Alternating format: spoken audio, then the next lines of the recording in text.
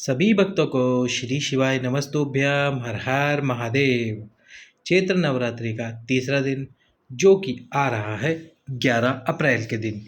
11 अप्रैल चैत्र नवरात्रि का तीसरा दिन पड़ रहा है। इस दिन हम माता चंद्रघंटा की पूजा करते हैं। 11 अप्रैल 2024 के दिन पड़ने वाले चैत्र नवरात्रि के तीसरे दिन के उपाय जो कि मैं आपके सम्मुख में प्रस्तुत कर रहा हूँ। ये उपाय रोगों की मुक्ति के लिए हैं और साथ ही साथ में ये उपाय आपकी मनोकामना को भी पूर्ण कर देंगे। कैसे करने हैं ये सारे उपाय, जानकारी देंगे आपको आगे इस वीडियो में। पर उससे पहले आप कर दीजिए प्यारा सा कार्य, वीडियो को लाइक करने का, चैनल को सब्सक्राइब करने का और इस वीडियो को अधिक से अधिक लोगों के पास में शेयर करने का। तो चलिए सबसे पहले शुरू करते हैं हम चैत्र नवरात्रि के तीसरे दिन पति पत्नी का संबंध विच्छेद हो रहा है उसको सुधारने के लिए उपाय। यदि मान लीजिए पति और पत्नी का संबंध नहीं बन रहा है, पति और पत्नी में विवाद हो रहा है, बात अदालत तक पहुंच गई है, संबंध टूटने वाला है, पर दोनों में से यदि कोई भी एक व्यक्ति चाहता है कि हमारा संबंध ना टूटे, तो उसके लिए आप चैत्र नवरात्रि के तीसरे दिन माता चंद्रघंटा का जो दिन होता है, इस दिन माता चंद्रघंटा का स्मरण करते हुए आपको ये उपाय करना है। क्या करना है? एक कमल का पुष्प लेना है। जो कमल का पुष्प आता है उस कमल के पुष्प को आपको लेना है और इस कमल के पुष्प में आपको लगानी है थोड़ी सी हल्दी। बीच में थोड़ी सी हल्दी लगा लीजिए और चले जाइए माता आद्य शक्ति जगत जननी के मंदिर में। यदि आप शिव मंदिर में भी जाएंगे तो माता जो पार्वती है उनके स्थान पर यानी कि उनके चरणों पर रख कर ये उपाय कर सकते हैं। और यदि किसी मंदिर के अंदर जा रहे हैं तो मंदिर में जो देवी का मंदिर है उसमें भी आप ये उपाय कर सकते हैं।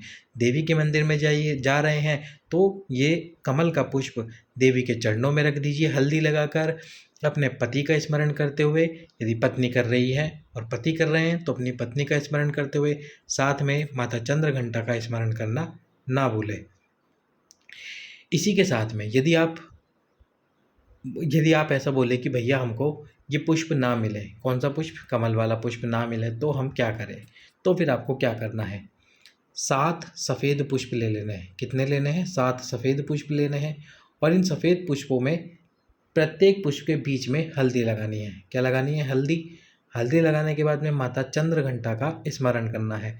चंद्रघंटा का स्मरण करके वो 7 सफ़ेद पुष्प माता पार्वती के चरणों पर, यदि शिव मंदिर में गए हो, देवी के मंदिर में गए हो तो देवी के चरणों में समर्पित कर दीजिए। माता चंद्रघंटा के नाम से नवरात्रि के तीसरे दिन प्रदोष काल में पति और पत्नी का संबंध जो विच्छेद होने की कगार पर पहुंच रहा होगा वह फिर से जुड़ना प्रारंभ हो जाएगा। पति और पत्नी में प्रेम फिर से बंधना शुरू हो जाएगा। अब यदि आपको सफ़ेद पुष्प भी नहीं मिलते और क्या नाम है, आपको कमल का पुष्प भी नहीं मिलता है, ये दोनों भी नहीं मिलते, तो हम क्या करें?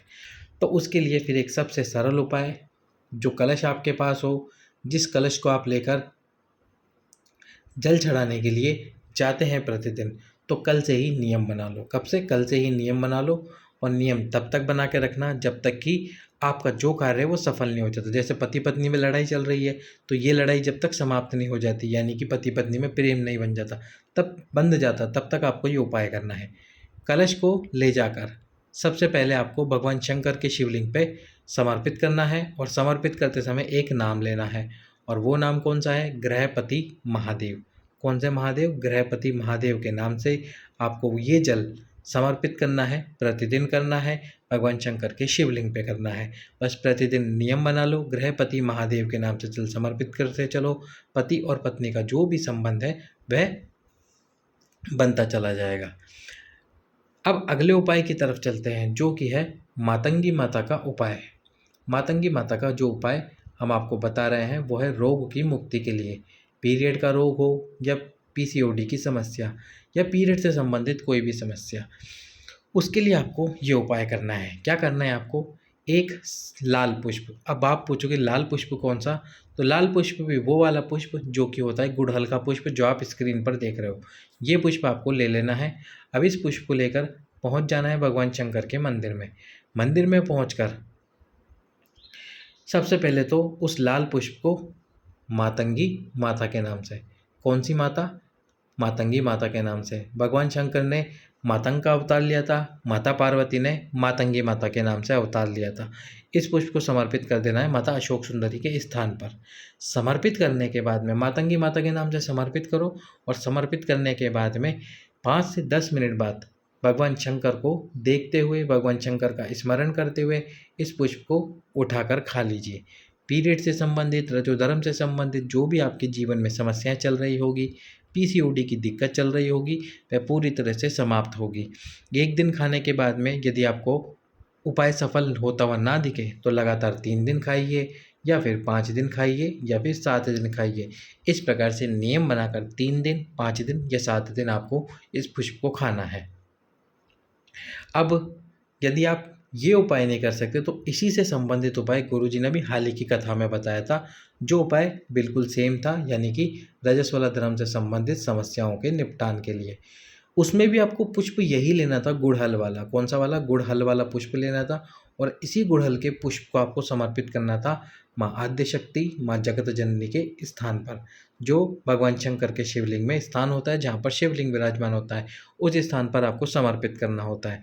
लेकिन समर्पित करते समय आपको एक चक्र का नाम लेना होता है, जो कि है मृत्यु मंजरी चक्र। मृत्यु मंजरी चक्र के नाम से इस पुष्प को समर्पित कर दो माँ आद्यशक्ति, माता जगत जननी के स्थान पर। और फिर समर्पित करने के बाद में या तो आप थोड़ी देर बाद वहीं शिव जी के सम्मुख में बैठकर ये फूल खा लो, या फिर भगवान शंकर की चौखट पर बैठकर ये पुष्प को खा लो, या फिर ऐसा भी नहीं कर सकते तो घर पर लाकर इस पुष्प को खा लीजिए। 1 दिन, 3 दिन, 5 दिन और 7 दिन, इसमें से कितने भी दिन आपको अपने अनुसार चुनने हैं। या तो आप 1 दिन करो उपाय, यदि उपाय सफल नहीं होता तो 3 दिन के लिए करो, 5 दिन के लिए करो, 7 दिन के लिए करो। इस प्रकार से आपको ये उपाय करना है मातंगी माता के नाम से या फिर मृत्यु मंजरी के नाम से।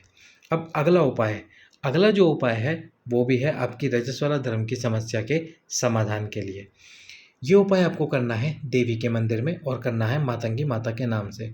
फूल लेना है आपको यही गुड़हल वाला पुष्प लेकर माता आद्यशक्ति, माँ जगत जननी के चरणों में मातंगी माता के नाम से समर्पित करना है। समर्पित करने के बाद में थोड़ा सा घी कोई सा भी हो आपके पास में, थोड़ा सा घी माता के चरणों में लगा देना है। चरणों में लगाने के बाद में जब आप चरणों में घी लगाएंगे तो भी मातंगी माता का नाम लेंगे।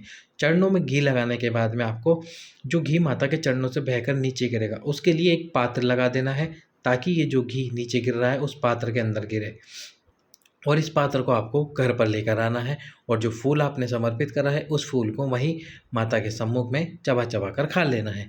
अब ये जो घी आप लेकर आए हो, जब भी आप खाना खाने बैठो, जब भी आप आपके लिए खाना बनाओ, रोटी बनाओ, उस रोटी में इस घी को लगा लीजिए और घी को लगाकर खाना शुरू कर दीजिए। जब ये घी समाप्त हो जाए और आपका रोग समाप्त हो जाए तो दोबारा से मंदिर नहीं जाइए।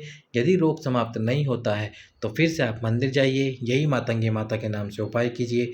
बाबा की कृपा और माता आद्यशक्ति की कृपा होगी इन नवरात्रों में, और आपका ये जो रोग है वह पूरी तरह से समाप्त होगा, जिसकी वजह से आपको संतान प्राप्ति में समस्या आ रही है।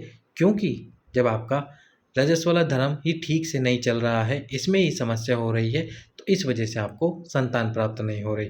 तो एक बार संतान प्राप्ति की जो कामना वाली माताएं हैं वो अपने रजस्वला धर्म के लिए इस उपाय को अवश्य ही कीजिए।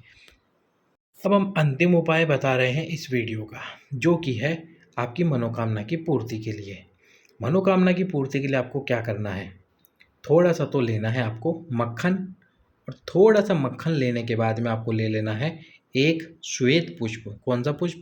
श्वेत पुष्प। या तो श्वेत पुष्प ले लो, यदि वो नहीं है तो पारिजात का पुष्प ले लो, पारिजात का पुष्प नहीं है तो फिर कनेर का पुष्प ले लो। ये कनेर का पुष्प, पारिजात का पुष्प या एक श्वेत पुष्प, तीनों में से कोई भी एक पुष्प लेना है आपको। माता के चरणों पे सबसे पहले थोड़ा सा मक्खन लगाना है, आपकी कामना करते हुए। मक्खन लगाने के बाद में जो आपने मक्खन लगाया माता के चरणों पर, वहीं पर ये पारिजात का पुष्प या कनेर का पुष्प या सफ़ेद पुष्प समर्पित कर देना है आपके मन की कामना बोलते हुए नवरात्रि के तीसरे दिन। माता आपकी कामना अगली नवरात्रि आने से पहले जरूर पूर्ण करेगी। आप भी जानते हो कि साल में 4 नवरात्रि आती है, पहली चैत्र नवरात्रि, एक गुप्त नवरात्रि आती है, एक माघ महीने में आती है और एक आती है जो कि अक्टूबर या नवंबर के महीने में आते हैं, दीपावली से जस्ट पहले। तो 4 जो नवरात्रि आती है, तो ये जो चैत्र नवरात्रि आई है, चैत्र नवरात्रि में आप उपाय करोगे और जून या जुलाई के आसपास जो गुप्त नवरात्रि आती है उसमें आपका ये उपाय अवश्य ही सफल हो जाएगा। तब तक तो कीजिए ये उपाय मनोकामना की पूर्ति के लिए। यदि मान लो आपके मंदिर में ऐसा हो कि माता के चरणों पर मक्खन नहीं लगाने देते, मना कर देते हैं कोई आपको, तो फिर सबसे बढ़िया स्थान जो आप भी जानते हो, मैं भी जानता हूँ और बाकी सभी जानते हैं, ये जो माँ आद्यशक्ति का हस्तकमल है। और इसमें भी कौन सा स्थान पर लगाना है आपको, कि जो शिवलिंग के जस्ट पीछे वाला स्थान है ना, इस स्थान पर लगाना। इस स्थान पर थोड़ा सा मक्खन लगा के एक श्वेत पुष्प समर्पित कर देना। ये देखो किसी ने ये उपाय किया है, सफ़ेद पुष्प आप देख रहे हो, ये समर्पित कर रखा है। तो ये मक्खन लगा के श्वेत पुष्प समर्पित करो आपकी कामना बोलते हुए। बाबा आपकी कामना और माता पार्वती आपकी कामना जरूर और शीघ्र से शीघ्र पूर्ण करेगी। तब तक के लिए आप सभी को नवरात्रि की हार्दिक शुभकामनाएं। माता रानी की कृपा आपके ऊपर सदा आती रहे। आप जो भी इस नवरात्रि में माता रानी से मांगो वो आपको अवश्य ही मिले। तब तक के लिए सभी भक्तों को श्री शिवाय नमस्तुभ्याम।